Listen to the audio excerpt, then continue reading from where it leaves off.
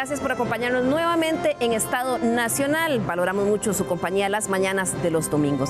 El tema de la semana, sin duda alguna, ha sido el fallo de la Sala Cuarta ante la consulta de constitucionalidad que hiciera la Asamblea Legislativa sobre la Ley Marco de Empleo Público. La Sala no encontró vicios de constitucionalidad en el procedimiento legislativo con el que se había aprobado este proyecto en primer debate. Además, confirmó que sí es constitucional que exista un marco que regule todas las relaciones laborales del Estado con las instituciones, pero eso sí, encontró algunas inconstitucionalidades. Esto, por supuesto, generó muchísimas reacciones, interpretaciones e incluso proyecciones sobre lo que va a pasar con esta ley. ¿Habrá o no ley de empleo público? ¿Se va a lograr las metas que se habían trazado inicialmente tras este voto de la Sala? De eso vamos a conversar el día de hoy. Y para ello, permítame presentarle a nuestros invitados. Está con nosotros la diputada Ana Lucía Delgado, quien es diputada del Partido Liberación Nacional y además preside la Comisión de Consultas Constitucionales. Buenos días, Ana Lucía. Gracias por acompañarnos. Muy buenos días y un saludo para todas las personas que nos ven a través de este canal en un tema primordial de tanta importancia para el país. Así es, también va a estar con nosotros el abogado constitucionalista y uno de los expertos más reconocidos en este tema de análisis de la Ley de Empleo Público, el licenciado Rubén Hernández. Don Rubén, bienvenido. Un tema en el que hubo mucha polémica porque el fallo se dio durante el fin de semana y luego algunos decían la ley es constitucional, no es, sí es, no lo es. Buenos días, bienvenido. Bueno, buenos días, muchas gracias, Liliana, y nuevamente un placer estar aquí en este programa tan escuchado y tan visto por todos los costarricenses. Bien, está con nosotros también el economista Denis Meléndez. Buenos días, don Denis, ¿cómo está? Buenos días, Liliana. Mucho gusto y muchas gracias por tenerme aquí en este programa. Estamos aquí listos a ver en qué podemos contribuir para aclarar la situación de este proyecto de ley, por lo menos en su impacto económico. Así es, y es que sin duda es un tema que ha generado muchísima incertidumbre en la opinión pública, sobre todo porque a veces tiene temas técnicos. Vamos a ver el por tanto de esta resolución de la Sala Constitucional que generó muchas reacciones. Veamos algunas de ellas. Tras la consulta de constitucionalidad elevada por la Asamblea Legislativa sobre el proyecto de ley de empleo público, la Sala Cuarta fue contundente en aspectos medulares del proyecto. La existencia del salario global, tales como de que es posible que exista la Ley General de Empleo Público aplicable a la administración pública, tales como de que haya un tope, en este caso en relación con los salarios de los funcionarios universitarios, no así en relación con otros funcionarios de la administración pública. La Sala no encontró vicios de procedimiento en el trámite legislativo. El fallo avaló la existencia del salario global para actuales y futuros empleados públicos. Tampoco encontró vicios de inconstitucionalidad en los límites que se establecen para la negociación de convenciones colectivas. Si bien avaló que el Ministerio de Planificación tenga la rectoría del empleo público, lo cierto es que la Sala sí estableció que en el caso de el Poder Judicial, el Tribunal Supremo de Elecciones, universidades públicas, municipalidades y la Caja Costarricense del Seguro Social, la entidad no podrá definirles el salario global. En esos casos, serán los jerarcas de esas propias entidades quienes definan las escalas de salario, pero con base en los principios que dicta la ley. El por tanto del fallo inmediatamente levantó reacciones de diversos sectores. Por un lado, el gobierno se manifestó satisfecho y ven posibilidades reales de que se apruebe. El camino para que se hagan algunas modificaciones y sea votado está allanado, es decir, para que haya una ley de empleo público. Eso yo lo valoro positivo. Es decir, habrá una ley de empleo público, si todo sale bien. Sin embargo, los sindicatos sostienen lo contrario. Quieren engañar a la opinión pública, quieren decirle a los trabajadores que la ley va porque va. No, eso ya lo detuvo la Sala Constitucional, pero nos toca a nosotros ahora, en las calles, compañeras y compañeros, salir a decirle no a la aprobación de ese nefasto proyecto. Este proceso no está agotado, porque todavía hay la posibilidad, si siguieran de necios, en presentar otros recursos ante la misma sala. Así es que no nos engañemos. Por su parte, las universidades públicas sienten el fallo como una victoria. Cerca de 20 artículos que declara inconstitucionalidades relacionadas directamente con la autonomía de las universidades públicas. Celebramos este voto porque reconoce una vez más la importancia del respeto a la Constitución política y al Estado democrático. Mientras tanto, algunas cámaras empresariales también manifestaron su preocupación. Nosotros, como Unión de Cámaras, presentamos alternativas viables para evitar que la iniciativa presentase esas inconstitucionalidades.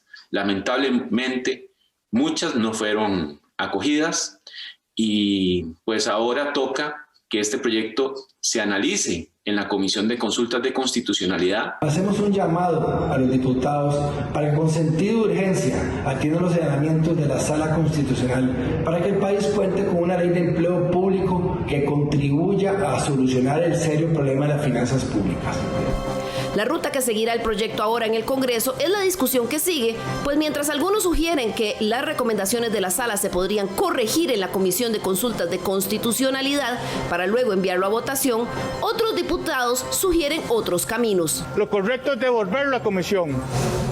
Y si no es ahí, entonces cuando venga al plenario presentaré yo, y espero conversarlo esto con la fracción, para devolverlo a comisión y que el plenario tome la decisión correcta.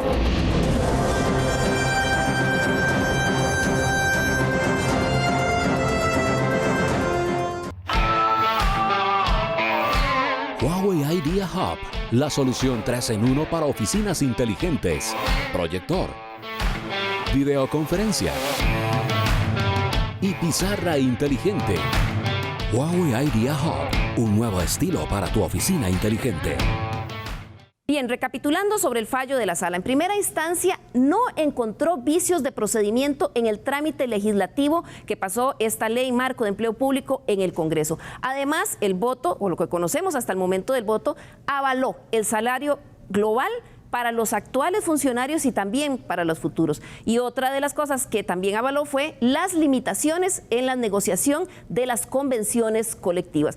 Por supuesto que las dudas surgieron en el momento en que se declaró inconstitucional que el Mideplan tuviera posibilidad de regir en materia de empleo público a ciertas instituciones. Y las tenemos aquí: Poder Judicial, Tribunal Supremo de Elecciones, universidades públicas, municipalidades y la Caja Costarricense del Seguro Social. Esto es lo que ha generado un poquito ese ruido. Quiero comenzar con usted, don Rubén, que ha analizado desde el punto de vista legal este fallo. Y porque hemos visto, como vemos en la nota, algunos que dicen no, se quiere engañar a la gente, el proyecto era inconstitucional. No lo es. No. El problema con los que opinan en contrario es que no entienden las diversas formas de inconstitucionalidad.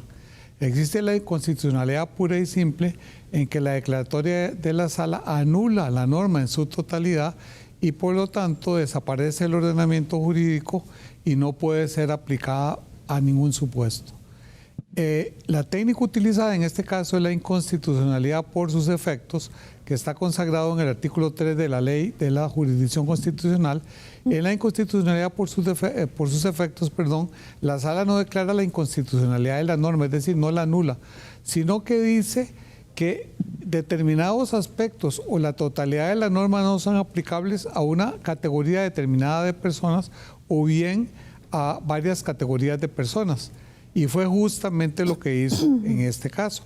Lo que hizo la Sala pura y simple fue sustraer de la aplicación de algunas normas contenidas en la Ley General de Empleo Público a determinadas categorías, porque consideró en el caso del Poder Judicial y del Tribunal de Elecciones, y yo diría que por mayoría de razón también a la Asamblea Legislativa, porque se violaría el principio de la división de poderes.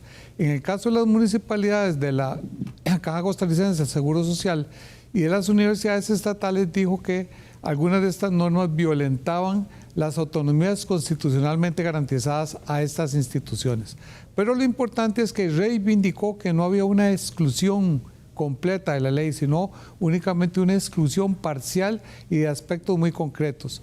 Todas estas instituciones pretendían, y siempre lo pretendieron desde el inicio, que las excluyeran completamente de la ley.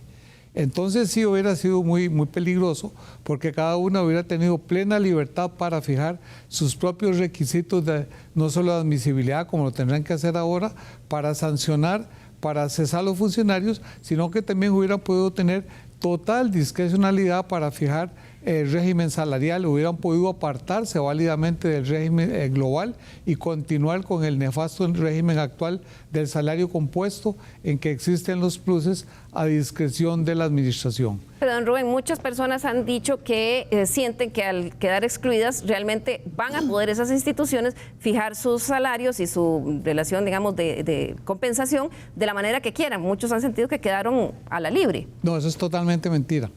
Lo único que quedan excluidos es de los aspectos específicos que dice la sentencia.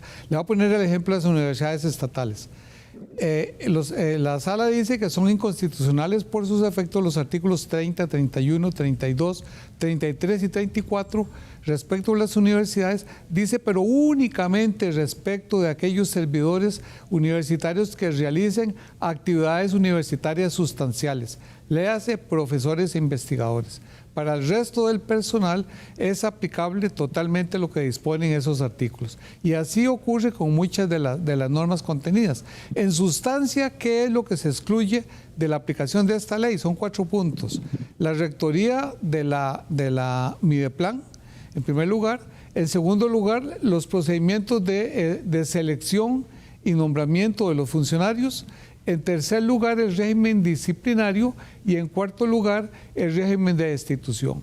Todo lo demás tiene que ajustarse a lo que diga la ley general de empleo público. Inclusive, aunque los jerarcas de estas instituciones van a fijar el salario global, tienen que tomar en cuenta los principios que establece la ley para la fijación de ese salario. Eso quiere decir que ya no van a poder tener pluses, sino que van a entrar en un sistema, el sistema que tiene todo el Estado, solo que ellos van a definir sus familias de puestos y esas... Exactamente, eso es, pero no lo pueden definir discrecionalmente, tienen que sujetarse a los principios que establece el artículo 4 de la ley. ¿Qué son cuáles? Bueno, hay una gran cantidad de materia. Uno básico... O sea, que sí quedan metidos en cintura. Totalmente, quedan totalmente metidos en cintura. Por eso dije, los únicos aspectos en que quedaron fuera son esos 4 que señalé anteriormente. Y en realidad esos son aspectos que inclusive por la misma lógica es bueno que estén en esas instituciones, porque ellos saben cuáles deben ser los requisitos para escoger su personal, porque en muchos casos es un personal especializado. Porque alguien tiene que decirle a la caja cuáles deben ser los requisitos para escoger los médicos, o a la universidad sus profesores. De manera que eso no tiene mayor trascendencia. Claro. Para empezar de nuevo la conversación y este tema de por qué ha generado tanto ruido en la opinión pública este fallo, quería preguntarle a don Denis Meléndez por qué es que el tema de empleo público era medular, no solo en la negociación que tiene Costa Rica con el Fondo Monetario Internacional, porque modificar este sistema fue uno de los compromisos al que llegó Costa Rica, sino en general para las finanzas públicas. Mire, yo creo que el desorden en que ha vivido el régimen salarial del sector público es una bola de nieve que ha venido creciendo el costo de la planilla, hasta llegar prácticamente a ser el 50% de los ingresos que recauda el Ministerio de Hacienda. Y esta bola de nieve ha venido creciendo año con año, no solamente por todos los pluses que se han venido decretando, sino también por las convenciones colectivas, por ejemplo, y por la administración discrecional que ha hecho cada institución de su estructura salarial. Este desorden crea esa bola de nieve porque unos empleados públicos empiezan a replicar lo que ven en otras instituciones, y el objetivo de cada negociación salarial se convierte precisamente en equilibrarse con el resto de lo que están viendo, especialmente los salarios más altos. Este hecho provoca que el gobierno tenga que destinar casi entre el 40 y 50% de los ingresos que recauda para pagar los salarios de los empleados públicos, si tomamos en cuenta que además tiene que dedicar entre un 30 y un 40%, en estos momentos ya casi estamos a 40% de los ingresos que se reciben, lo tiene que dedicar al pago de intereses. Bueno, andamos rondando cerca del 87% de los ingresos que ya están comprometidos. Y eso significa que una de las funciones primordiales que tiene que hacer el Estado que es la construcción de infraestructura y la inversión en diferentes proyectos, prácticamente se ha quedado sin financiamiento. Y esto es un problema que nos va a acarrear, bueno, ya nos está acarreando todo el problema de lo que no hemos hecho en los últimos 30 años, pero nos va a seguir acarreando problemas en el futuro. Entonces, hay que poner orden en el sistema salarial precisamente para que los salarios se racionalicen. Es decir, no para que los empleados públicos tengan una menor condición de vida en estos momentos, porque ese no es el objetivo, pero sí que todos respeten el principio constitucional de que a igualdad de funciones es igual remuneración. Eso es lo más importante. Ahora, el gobierno ofreció este proyecto al Fondo Monetario Internacional como una de las formas para reducir el gasto público. Yo diría que es la única medida que se introdujo dentro del acuerdo con el Fondo Monetario Internacional para reducir el gasto público. Lo demás que se ha venido conversando es fundamentalmente incrementar algunos impuestos. Este se convierte en el pilar fundamental para lograr un equilibrio. En este momento tenemos un déficit fiscal que anda alrededor del 6.2% del Producto Interno Bruto. Y aún con la mejora en que el Banco Central hizo en el crecimiento del producto para este año y para el año siguiente, aún en el año siguiente estamos hablando de un déficit del 5% del Producto Interno Bruto. Nosotros deberíamos tener un déficit lo más de un 2,5%, un 3% del Producto Interno Bruto, y desde luego lo óptimo es no tener déficit. Lo óptimo es que trabajáramos como una familia en donde no se endeudan, mucho menos para gasto corriente. Claro, el presidente de la República, dijo durante la celebración de la misa del 2 de agosto que para él sentía que se había allanado el camino para el proyecto de ley. Por supuesto, ahora tiene otro trayecto en la Asamblea Legislativa. Sin embargo, ahí mismo empezamos a ver algunas reacciones. Por ejemplo, veamos qué dijo la diputada oficialista y candidata a la presidencia, Carolina Hidalgo. En una de sus redes sociales posteó un comentario después de que la Sala Constitucional validara el permitir la objeción de conciencia a los servidores públicos, es decir, el derecho que cualquier funcionario tiene a abstenerse a realizar actos que contravengan sus ideales, valores o religión. Ella dijo: haré todo lo que esté a mi alcance para que la objeción de conciencia sea excluida del texto final, y mi voto será negativo si ese inciso y las inconstitucionalidades señaladas no se eliminan. También la diputada Paola Vega, también oficialista, por otro lado, atacó al gobierno. Ella publicó varios twitters, entre ellos contra las declaraciones del presidente de la República, en el que dijo: esperaría del Ejecutivo un primer paso de humildad diciendo que nos equivocamos. No es un tema menor forzar la aprobación de una ley con inconstitucionalidades tan graves. Ella incluso aseguró que la ministra de Planificación debería valorar si mantenerse en el puesto. Esto lo dijo Paola Vega, diputada oficialista.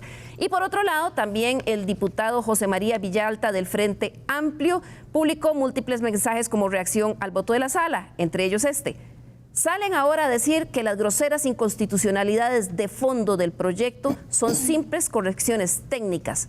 ¿Cuánto cinismo? Sobre los alcances de ese voto y el futuro de la ley queda mucha tela que cortar. Le pregunto, don Rubén, ¿son groseras inconstitucionalidades? ¿Se fue, como dice Paola Vega, a una ley con inconstitucionalidades graves?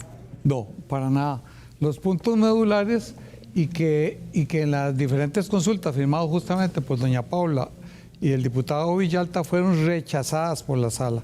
A ellos los que les interesaba era que se declarara inconstitucional el salario global y que únicamente, si se aprobaba, fuera únicamente para los nuevos trabajadores.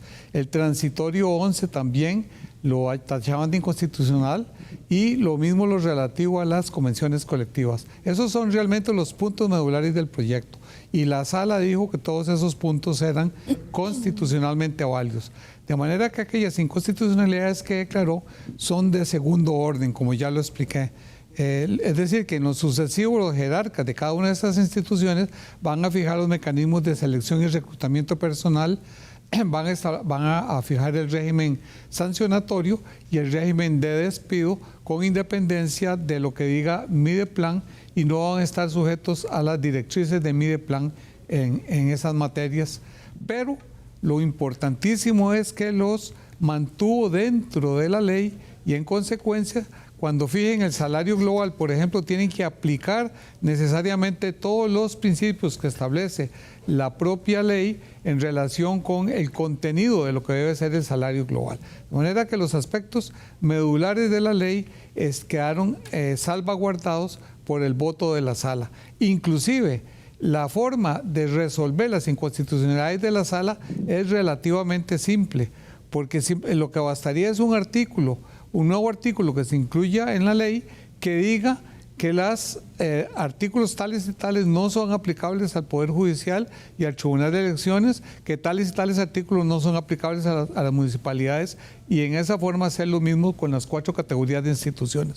Claro. Con eso se resolverían todas las inconstitucionalidades, y el nuevo proyecto que contendría ese artículo extra podría ser votado sin ningún problema en primer debate. Otra de las confusiones que se han generado precisamente por, como veíamos en ese Twitter de la diputada Carolina Hidalgo, es que algunos han dicho que tras este fallo de la sala, pues se pueden cambiar muchas cosas en el proyecto de ley. La presidenta del Congreso, Silvia Hernández, aseguró que la ruta que va a seguir el proyecto ahora tras este fallo es absolutamente claro. Veamos qué nos dijo. Desde la presidencia, al no encontrarse ningún vicio en el procedimiento, el proyecto de ley continúa ahora en una comisión de consultas de constitucionalidad para acoger o llevar adelante las modificaciones de aquellos problemas que señala la Sala Constitucional. Cualquier otra cosa distinta a ese procedimiento reglamentario tendría que someterse a una discusión política y encontrar la mayoría calificada, 38 votos, para devolver un proyecto a una comisión, para abrir el plenario en comisión, por ejemplo, e introducir nuevas mociones y otros procedimientos que pueda llevarse adelante. Bien, por eso está hoy con nosotros Ana Lucía Delgado, diputada liberacionista, que además preside la Comisión de Consultas de Constitucionalidad. Doña Ana Lucía, expliquémosle a los costarricenses cuál es el procedimiento que sigue ahora, porque muchos piensan que tras el voto ya en la Asamblea están trabajando en esto. No es así. Efectivamente, no es así. Vamos a ver, lo primero que tiene que esperar la Asamblea Legislativa es que llegue la resolución completa. La resolución completa no es solamente por tanto que hemos conocido el fin de semana, sino que requiere necesariamente de conocer el contenido para que efectivamente pueda explicar ese por tanto, ese dimensionamiento de los efectos que ahora nos señalaba don Rubén. Una vez que llegue notificada esa resolución, la presidenta inmediatamente esto lo va a comunicar al plenario. De hecho, el mismo reglamento de la Asamblea Legislativa dispone que esa comunicación va a ser en la primera parte de la sesión y de forma inmediata, y traslada a la Comisión de Consultas de Constitucionalidad con un plazo razonable que va a estar definido por la misma presidencia. Dentro de ese plazo, la comisión entrará a revisar el contenido de esa resolución y, por supuesto, el por tanto. Un por tanto que me parece que da pie a subrayar que no hay un vicio de procedimiento, con lo cual no se puede echar para atrás el proceso legislativo hacia la comisión dictaminadora. Por eso no es un escenario, o sea, el diputado Pablo Heriberto Abarca lo mencionaba ahí, no es posible. No es posible porque no hay un vicio de procedimiento. Lo que hizo la sala fue señalarnos en el por tanto, pero de ahí la importancia de conocer la resolución completa. El artículo 2, que establece la cobertura de esta ley, está incólume, se mantiene constitucional, abraza la totalidad de las instituciones que se mantienen en el aparato estatal y también rige los principios. Y establece unas salvedades sobre los efectos, tal cual lo señaló ahora don Rubén, en torno al Tribunal Supremo de Elecciones y el Poder Judicial, porque crea una potestad de dirección en el Poder Ejecutivo y le vacía el principio de separación de poderes en torno a la dirección y rectoría de Mideplan.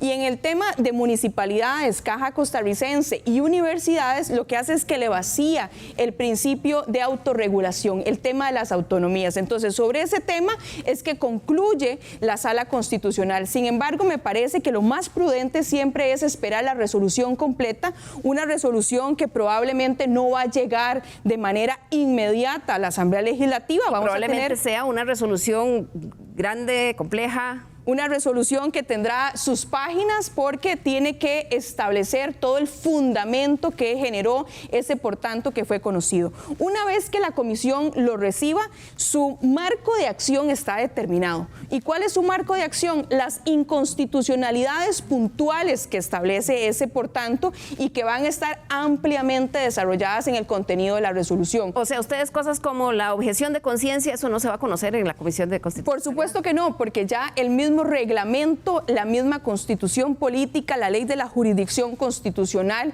y el 88 del reglamento de la Asamblea le establece per se ese marco de acción a la Comisión de Constitucionalidad. ¿Y cómo lee usted declaraciones como las de la diputada Carolina Hidalgo, que conociendo el reglamento pone esto en sus redes sociales? Me parece muy lamentable, sinceramente, porque habiendo sido presidenta de la Asamblea Legislativa y conocedora de la normativa que rige en esta materia, debería conocer que un tema que ya fue declarado constitucional no va a ser objeto de discusión dentro de la Comisión de Constitucionalidad. La comisión se va a enfocar, como le digo, directamente en las inconstitucionalidades, porque lo que sí está claro es que nosotros hicimos la consulta como diputados del Congreso de la República, ya se emanó un por tanto, hay que esperar la resolución, lógicamente, ¿verdad? Sin embargo, esa declaración de ese por tanto con esos problemas de constitucionalidad, por supuesto que tienen que ser resueltos en una ley que es importantísima en el marco de lo que establecía ahora don Denis. Esto es una ley que lo que busca es eficiencia, lo que busca es equidad, lo que busca es eliminar esa disparidad normativa, esa dispersión normativa que se mantiene en un aparato estatal que está urgido de modernización y de reformas estructurales que permitan avanzar lógicamente hacia la mejora de esa relación del Estado con sus colaboradores de una manera eficiente y equitativa. Claro. Vamos a hacer aquí nuestra primera pausa y al regresar vamos a hablar de ese trayecto que le queda al proyecto en la Asamblea Legislativa, si hay voluntad política para aprobarlo y si dará tiempo de hacerlo en los términos que se esperaba con el acuerdo del Fondo Monetario Internacional. Ya regresamos.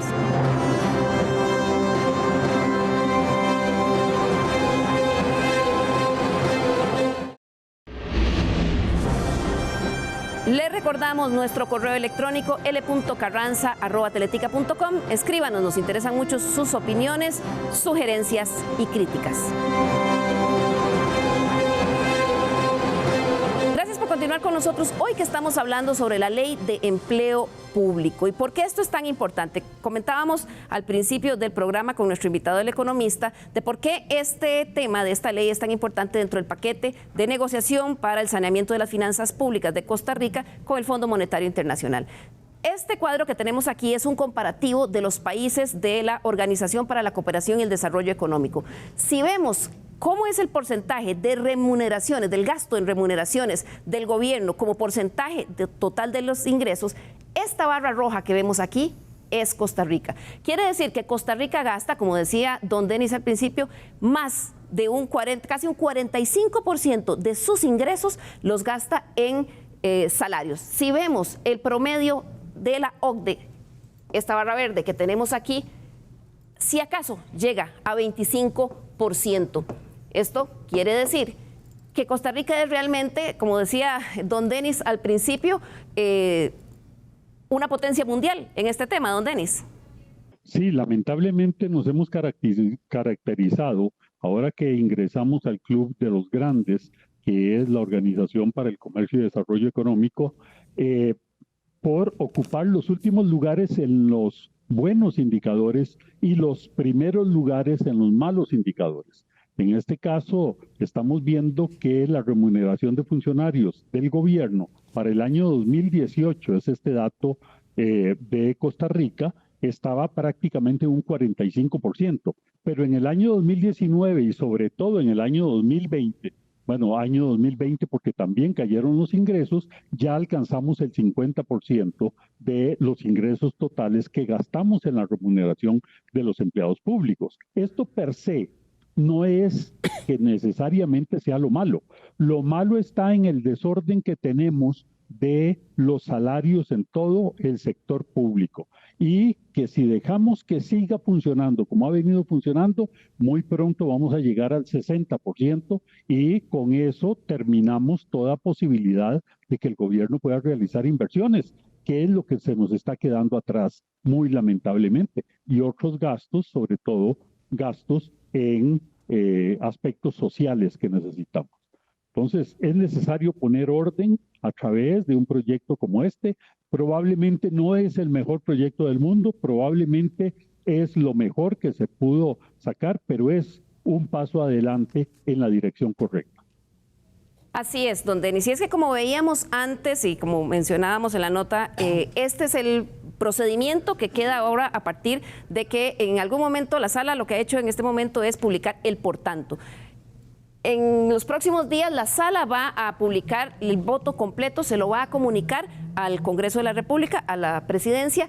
Ellos lo van a someter, como decía doña Silvia anteriormente, a la Comisión de Consultas de Constitucionalidad que preside doña Ana Lucía Delgado. Con un plazo tendrán que analizar una resolución que probablemente sea de 200 páginas, no sé, e incluso podrían, doña Ana Lucía, hacer otras consultas ustedes durante el proceso a la Sala Constitucional. El marco de competencia que tiene la Comisión de Constitucionalidad está regulada en el artículo 146 del reglamento de la Asamblea Legislativa y sí dispone que si existe pues alguna duda razonable en torno a esta resolución se pueda generar un requerimiento de adición, ¿verdad? Lo que sí me parece importante subrayar es que la comisión tiene que ser respetuosa dentro de sus competencias de lo que fue declarado inconstitucional por parte de la Sala Constitucional y de ahí la importancia de conocer la resolución completa para conocer ese contenido y ese dimensionamiento de los efectos que se había señalado. Después de ello se establece un procedimiento especial, no solamente para trasladar al plenario, sino para que el plenario conozca el dictamen que se genera después de una discusión, de un debate y por supuesto de una votación dentro de esa comisión. Un procedimiento especial que incluso tiene una guillotina, como le llamamos nosotros. Es un procedimiento con a lo interno de la comisión. A lo interno del plenario. Una vez que se genera esa discusión y finaliza el proceso con un dictamen por parte de la comisión, este dictamen se traslada al plenario legislativo. Que es esta última fase que veíamos al final del gráfico, cuando esa comisión de consultas de constitucionalidad se lo rinde un informe al plenario legislativo. Veamos lo que nos dijo la presidenta del Congreso, Silvia Hernández, sobre esa siguiente etapa que habrá que completar. Ese informe se discute, se somete a una votación en el primer tema de la primera parte y posteriormente la Asamblea Legislativa tiene que darle de nuevo primer debate a la Ley de Empleo Público. ¿Por qué? Porque está acogiendo o tomando los cambios de un informe de una comisión, haciéndole modificaciones que se incluyen en ese expediente de nuevo, solo alrededor de los vicios señalados por la sala. Se vota de nuevo en primer debate y posteriormente se haría la votación en segundo debate. Muy importante, pasa al primer lugar de los primeros debates. No se requiere una moción de alteración del orden del día o de posposición. Es el primer tema en los primeros debates. Es decir, una vez que sale de la Comisión de Consultas de Constitucionalidad, tiene prioridad. Pero sí me decía doña Ana Lucía, la presidenta del Congreso, que hay dos rutas o dos escenarios en el caso de que la comisión tenga un informe unánime o que haya un informe de mayoría pero con votos salvados.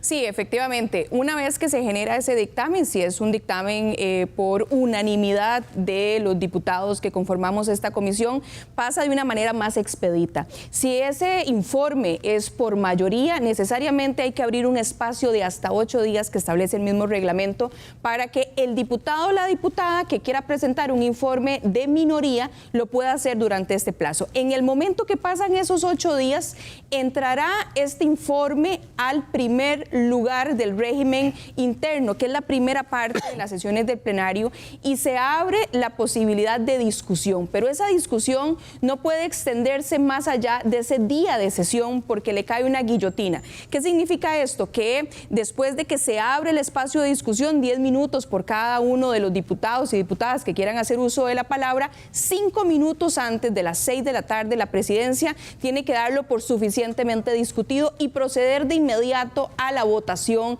del informe correspondiente de la comisión. Comisión que tiene que focalizarse en las inconstitucionalidades que van a ser reseñadas en esta resolución y que conocemos en el por tanto para ser eliminadas propiamente de este texto.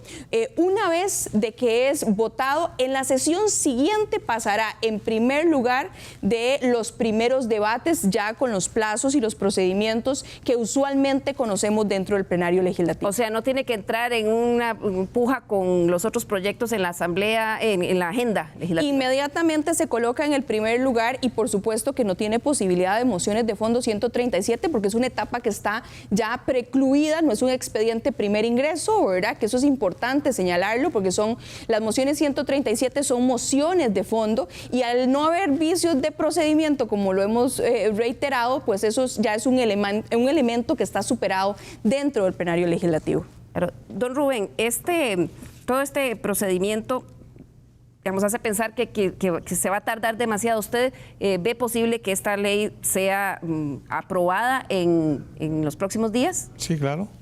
Todo va a depender de dos cosas.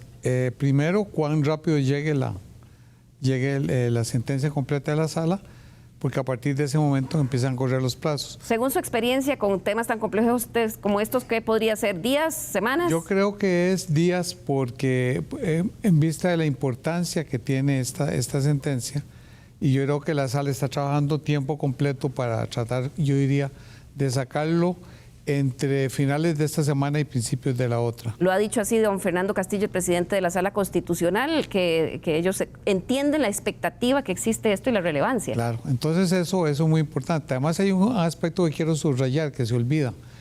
Las sentencias de la Sala solo son vinculantes para la Asamblea cuando encuentran vicios de procedimiento. O sea que perfectamente la Comisión de Asuntos Constitucionales podría decir que no acepta las inconstitucionalidades de la sala y automáticamente pasaría a votarse en segundo debate. Pero creo que por razones de evitar eventuales acciones de inconstitucionalidad, la comisión lógicamente va a remediar los vicios que encontró la sala por sus efectos y va a proponer, digamos, los artículos necesarios para subsanar esas inconstitucionalidades y en consecuencia se seguiría el procedimiento anteriormente indicado, que como lo indicaron anteriormente, es relativamente rápido y simple. Es decir, no es vinculante este informe, este voto de la Sala Constitucional. Eso me voy a preguntarle, diputada Delgado, ¿cuán común es que la Comisión de Consultas de Constitucionalidad pues no se apegue a este tipo de informes? A mí me parece que es de vital importancia asumir los problemas y los vicios de inconstitucionalidad que fueron hallados por el órgano constitucional. Independientemente de que sea una opinión consultiva, me parece que el tamizaje constitucional es de vital importancia en una coyuntura país como la que tenemos en este momento, con lo cual se requiere necesariamente que se haga una verificación de esas inconstitucionalidades y por supuesto que se puedan solventar en la Comisión de Consultas de Constitucionalidad. Ahora, el tema de el ambiente político, que es otra de las preocupaciones. Primero voy con usted, don Denis. En términos generales, pareciera que esta es una modificación o un cambio estructural, pero ¿cuánto le urge a Costa Rica poner en cintura su sistema de empleo público? lamentablemente soy pesimista de que eso se pueda lograr muy en el corto plazo. ¿Por qué, don Denis? No por lo que dice, por lo que dice don Rubén, de que eso se puede aprobar muy pronto en la Asamblea Legislativa. El principal problema va a ser la implementación de esta ley. Habrá que redactar un reglamento y ese reglamento se las trae. Todavía nadie nos ha dicho cómo es que se va a definir ese salario único y cuántas categorías de salarios se van a implementar. Y eso se las trae. Eso es un proceso que va a tener muchísimas implicaciones, muchísimo forcejeo internamente y entre las diferentes entidades.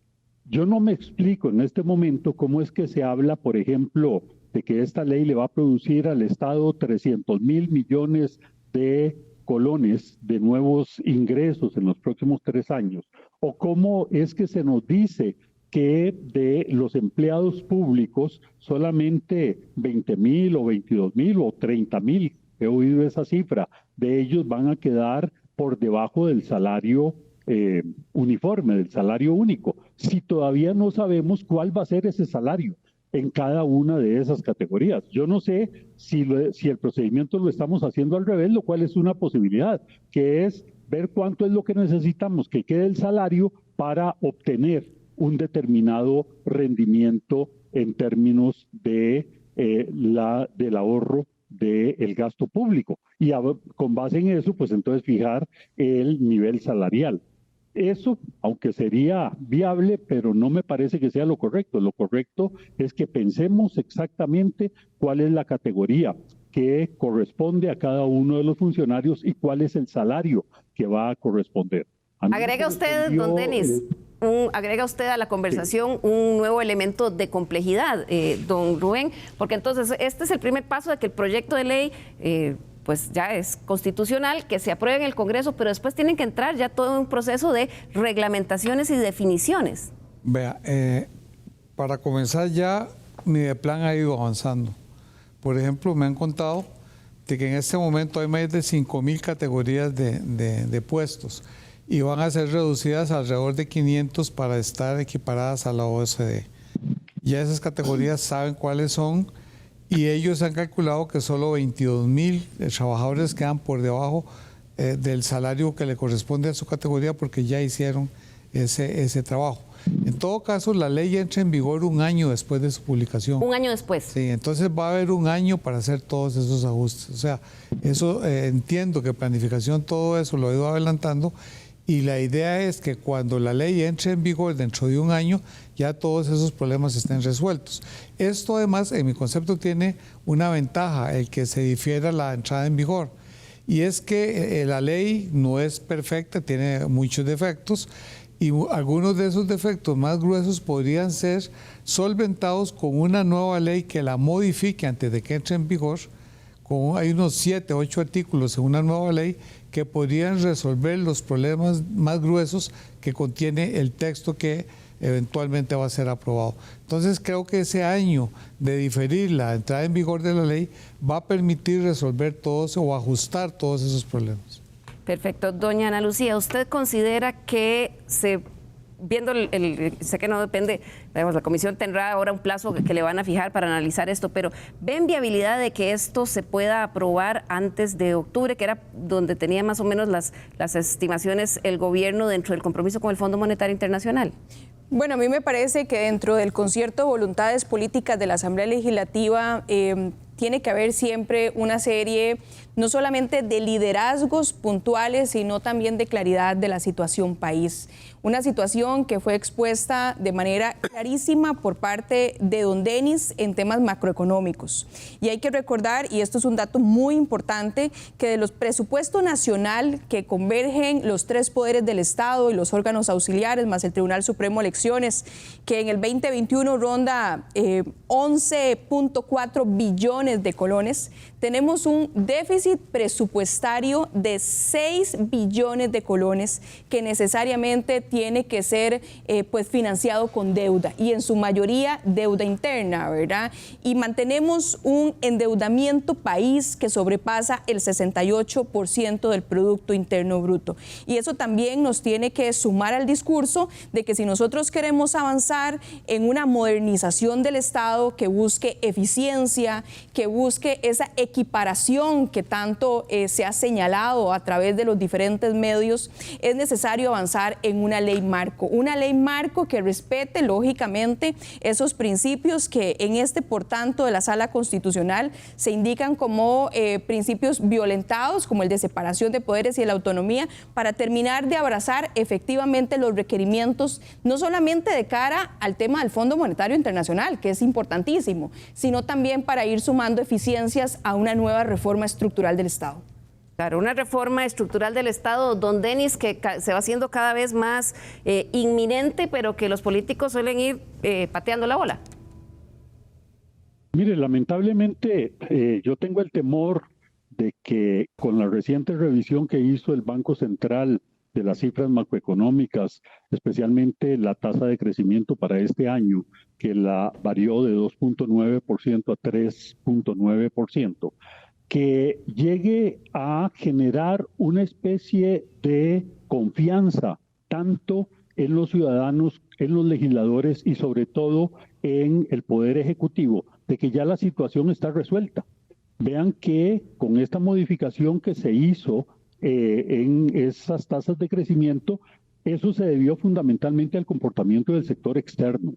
En lo que se refiere al sector interno, ahí tenemos todavía una brecha muy importante, y prueba de ello es que el propio Banco Central no hizo un ajuste fundamental en lo que se refiere al ingreso nacional, en donde el ingreso nacional, que representa lo que efectivamente pueden utilizar los costarricenses para gastos o para inversión, apenas está creciendo un 2.3%, que es un crecimiento real de apenas un 1%. Eso ni siquiera nos permite para recuperar la caída que tuvimos el año pasado. Pero en estas condiciones, si ya creemos que resolvimos el tema fiscal porque se nos adelantó un poquito y en el año 2022 vamos a tener un superávit primario, es decir, que la diferencia entre ingresos corrientes y gastos corrientes ya pasa a ser positiva, mucha gente interpreta esto como que ya resolvimos el problema, y eso es falso. Y eso es falso porque apenas estamos dándole un pellizquito al hecho de que la carga por intereses la empezamos a financiar con ingresos corrientes. Y eso es un problema mayor. Significa que en los próximos años vamos a tener que sacrificar muchísimo consumo interno para poder ir disminuyendo más fuertemente ese pago por intereses que realmente nos está crucificando. Así es, don Denis, es un problema que está ahí, que sigue estando enfrente, y proyectos como este de la Ley de Empleo Público son algunas de esas iniciativas para tratar de paliar esa crisis en la que estamos. Sin embargo, evidentemente todos estos anuncios generan inquietud.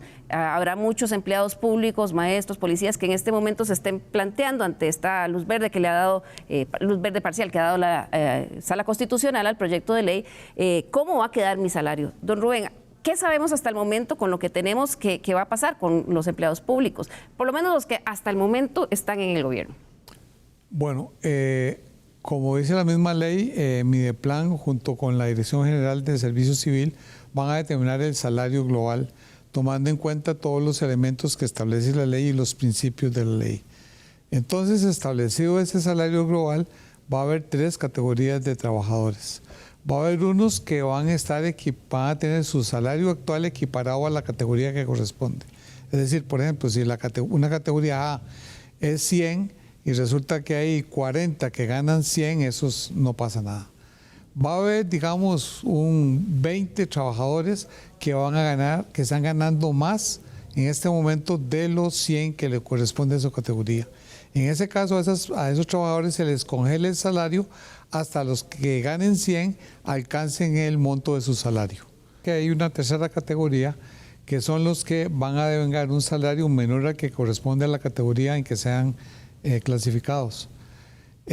Las que consultaron a la sala decían que esto era inconstitucional porque violaba el principio establecido en el artículo 156, que dice que igualdad de salario, igualdad de labores, igualdad de salario, y que eso implicaba una discriminación en perjuicio de estos trabajadores. La sala dijo que no, rechazó este argumento. En este fallo dijo eso no es. Eso no es porque hay una diferencia entre discriminación y diferenciación. ¿Qué pasa con ellos entonces? Ellos van a seguir recibiendo salario compuesto, es decir, el salario base más los pluses, durante todo el tiempo en que permanezca ese salario inferior al que le corresponde. Por ejemplo, habíamos puesto el ejemplo del salario de 100. Supongamos que los trabajadores devengan 80. Van a seguir recibiendo aumentos por pluses hasta que lleguen a 100. En el momento en que lleguen a 100, automáticamente se pasan al salario global y en los sucesivos solo tendrán aumentos, al igual que los demás trabajadores, por costo de vida. Que en este momento, valga la pena decirlo, están suspendidos los aumentos por costo de vida porque el déficit fiscal supera el 60%. Y la regla fiscal dice que cuando se supera el 60% no hay ningún tipo de aumento. O sea, que no entrarían en ninguna desventaja con lo que hay en este momento. Bien, sin duda esta discusión y esta conversación apenas inicia, como decía la diputada Delgado, hay que esperar que la sala cuarta pues haga llegar al Congreso la totalidad de este voto y a partir de ahí ver el proceso en el Congreso y luego cómo se va a implementar la ley. Aquí en Estado Nacional vamos a estar analizando este tema a profundidad porque sabemos que tiene que ver con todos nosotros, desde los que trabajamos en el sector privado como los que están en el sector público, ya que esto tiene que ver con una reforma estructural para tener un impacto en las finanzas públicas. Por hoy vamos a terminar acá. Voy a pedirle a nuestros invitados que en un minuto nos den una conclusión sobre el tema de hoy. Voy a comenzar con usted, don Denis Meléndez, economista que nos ha acompañado el día de hoy. En un minuto, sus conclusiones. Sí. Mire, yo creo que este es un paso muy importante en donde nos dan muestras de que hay interés en ir modificando la estructura económica del país. La modificación en el empleo público es de suma importancia para empezar a poner orden en todo el Estado. Nos falta, sin embargo, temas importantísimos como es la mejora de la eficiencia del sector público. Y eso pasa por acciones mucho más complicadas que esta de el empleo público. Hay que ver cómo hacemos para la reducción de trámites. Hay que ver cómo hacemos para eliminar o cambiar radicalmente todas aquellas entidades públicas que tienen un rendimiento negativo desde el punto de vista de la productividad. Pero es un buen comienzo, por lo menos. Muchas gracias, don Denis, y desde ya quiero invitarlo para que cuando ya se empiece a reglamentar este procedimiento, que podamos, por supuesto, venir y hablar sobre las proyecciones de reducción de gasto que se van a lograr con este proyecto, pero aún es un poco temprano para eso. Bien, continúo con usted, don Rubén Hernández, en un minuto, sus conclusiones. Bueno, en primer lugar, creo que muy satisfecho porque la sentencia de la sala fue muy buena porque logró mantener los principios fundamentales de la ley, no los declaró inconstitucionales. Las inconstitucionalidades que declararon, aunque en principio suenen demasiados, porque son 35, son inconstitucionalidades sobre temas muy concretos, muy específicos y en realidad no tocan los aspectos medulares del proyecto. Entonces a mí me parece que la sentencia es muy satisfactoria. El procedimiento a seguir está estipulado en el reglamento de la Asamblea, es bastante expedito, por lo que es de esperar que en menos de 2 meses, un mes y medio, podamos tener esta ley ya debidamente aprobada, pero con la advertencia de que entrará en vigor recién un año después de su publicación. Por eso dije que en el ínterin será bueno aprobar una nueva ley que reforme aquellos aspectos en que este texto actual no es muy feliz. Y creo que a final de cuentas es muy satisfactorio la sentencia de la sala. Muchas gracias, don Rubén. Concluyo con usted, doña Ana Lucía Delgado, la presidenta de la Comisión de Constitucionalidad. ¿Es usted tan optimista como don Rubén, sobre todo considerando que esto entra ahora al Congreso y que estamos en año electoral? Bueno, a mí me parece que esta Asamblea Legislativa ha dado muestra de que hay muchos diputados y diputadas que tienen un espíritu de avanzar, un espíritu reformista. Son muchos los temas que están pendientes y eso yo lo he subrayado no solamente en lo fiscal, sino también en lo social y por supuesto que en temas económicos. A mí me parece que debemos ser respetuosos de esperar ese fallo completo que viene de la Sala Constitucional para conocer el contenido, tomando en consideración lo que ya vimos dentro del por tanto.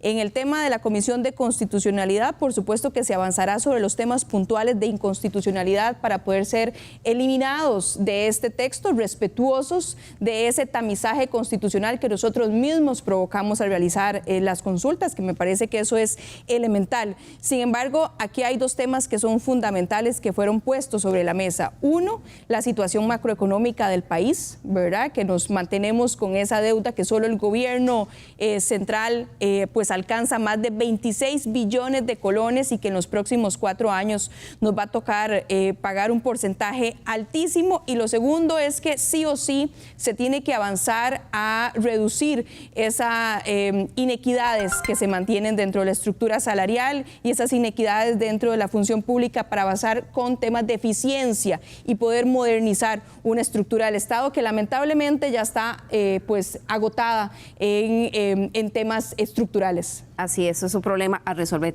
Muchísimas gracias a nuestros entrevistados del día de hoy. A usted gracias por acompañarnos a lo largo del programa. Lo espero el próximo domingo a las 10 de la mañana aquí en Estado Nacional.